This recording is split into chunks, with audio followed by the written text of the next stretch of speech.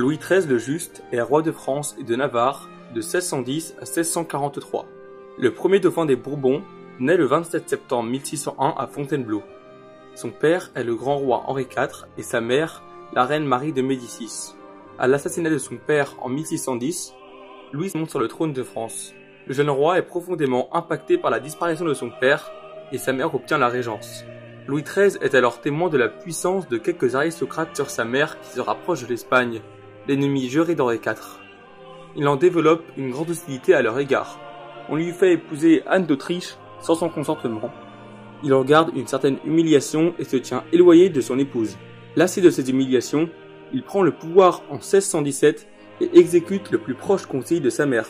Grandement aidé du cardinal de Richelieu, il affaiblit le pouvoir des protestants et renforce celui du roi.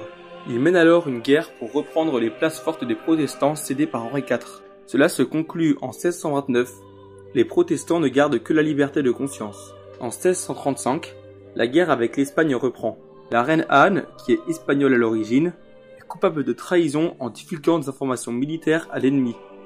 Le roi est trop pieux pour la répudier et étouffe donc l'affaire en plus de la faire surveiller. Cela n'empêche pas la France de gagner la guerre. Sa mère, qui s'était déjà rebellée une première fois, recommence. Elle est vaincue et bannie de la cour, elle ne reverra plus son fils. Après sa femme et sa mère, c'est au tour de son frère, Gaston d'Orléans, de le trahir.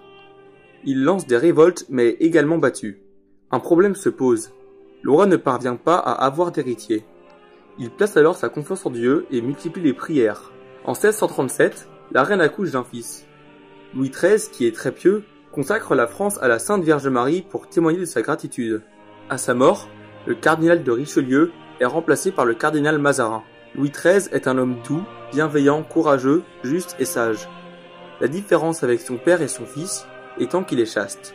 Le roi s'éteint le 14 mai 1643 à Saint-Germain-en-Laye. Il prévoit de simples funérailles afin de faire des économies pour le royaume.